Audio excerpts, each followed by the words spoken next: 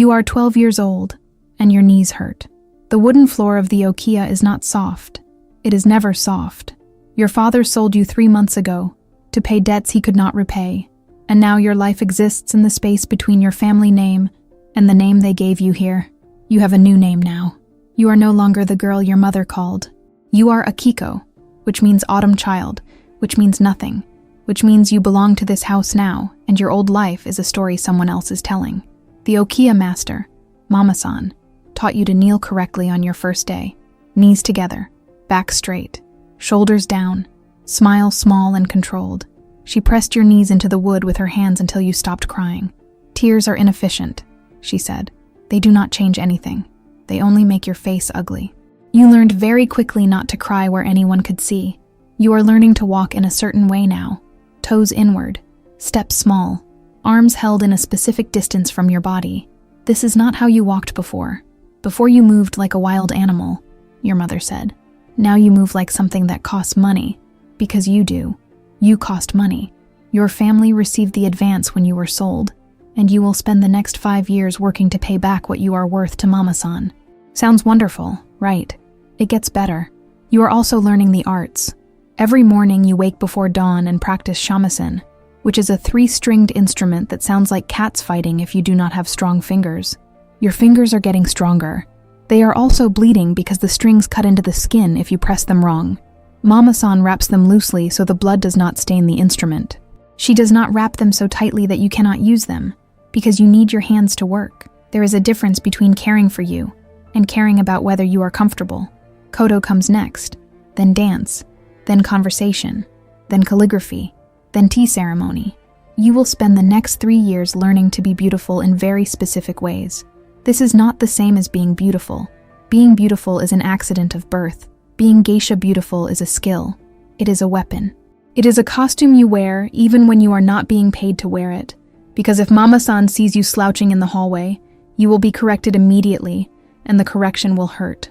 At 15, something happens that changes the shape of your life. You are no longer an apprentice. You are a maiko now, which means you are almost a geisha, but not quite. You are being prepared for something specific, and the preparation involves more money and more pain than the previous 3 years. Your older sister in the house, the one who has been training you, who sometimes shows you kindness in ways that seem accidental, takes you to a shop in the geisha district, and you are fitted for your first proper kimono. It costs more than your entire family earned in a year. You are told this is your investment. You are told you are lucky to have a master who cares enough to spend this money on you. You are not told that you will spend 7 years paying this back through your earnings. Your first assignments as a maiko are at banquets and parties. You are ornamental. You pour sake. You laugh at jokes you do not find funny. You learn the names of powerful men and the names of the companies they own, and the specific way each man prefers to be addressed. You learn that the man who seems kindest is often the man with the most to hide. You learn that alcohol makes men honest in ways they regret the next day, and that you should never mention what you heard them say. You learn that your value is directly connected to your beauty, and that your beauty is calculated in very specific ways. Your skin must be white. Your face must be round. Your lips must be small. Your body must be thin but curved. You are a very specific kind of object, and you must maintain that object's condition, or you will be replaced. At 18, the choice arrives that you have been dreading, since you understood what it meant. The mizwaj. Your virginity is being auctioned to the highest bidder. This is not negotiable. This is not optional. This is the moment that transforms you from maiko into geisha, and the money from this auction will go directly to Mama-san to pay for your training and your kimono and your living expenses. You have heard the amounts from older girls, tens of thousands of yen, enough to keep Mama-san comfortable for a year, enough to ensure that you are kept in the house because you have now paid back a significant portion of your debt. The man who wins the auction is a merchant. He is not cruel. He is not unusually kind. He simply wants what he has paid for, and you provide it because you have no choice, and because refusing would result in immediate expulsion into the streets with no money, no family connection, no way to survive. After it is over, you bleed into white cloth, and Mama-san wraps you up and tells you this is normal, and you should stop making that face because you are scaring the customers. You understand in that moment that your body no longer belongs to you. It belongs to the men who pay for it, and to Mama-san, who collects the money, and to the system that decided when you were 12 years old that this was the life you would live. At 22, you are a fully established geisha now. You have regular clients, men who request you specifically, who have been with you for years, who treat you with a certain affection that might be genuine or might be the most successful performance you have ever witnessed. You have learned to distinguish between them, and you have learned that it does not matter. Either way, you are being paid. Either way, your job is to make them feel important and attractive and special. You are very good at your job. You have won competitions. You are known in the district for the specific way you move, the specific tone of your voice, the specific sadness in your eyes that men find irresistible because it suggests depth and experience and tragedy.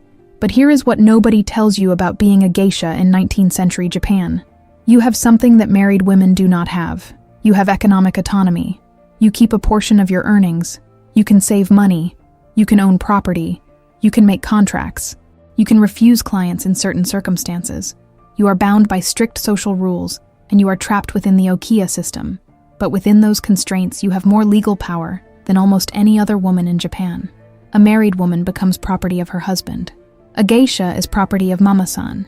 But mama-san is a woman, and she has built an empire through intelligence and ruthlessness. And she has no interest in breaking that empire by crushing you too severely. You have value that continues to increase as long as you are useful. This is the choice that arrives at 22. A wealthy merchant who has been one of your regular clients for 3 years asks you to become his mistress. He offers you a house. He offers you security. He offers you a way out of the okiya. He offers you the possibility of a normal life, or at least a different kind of life. But he also offers you the loss of everything you have built, your independence, your earnings, your status in the geisha world, your identity as akiko. You would become someone else again, this time as the property of a man instead of a woman, with even fewer protections and fewer ways to escape if he grows tired of you or abusive toward you.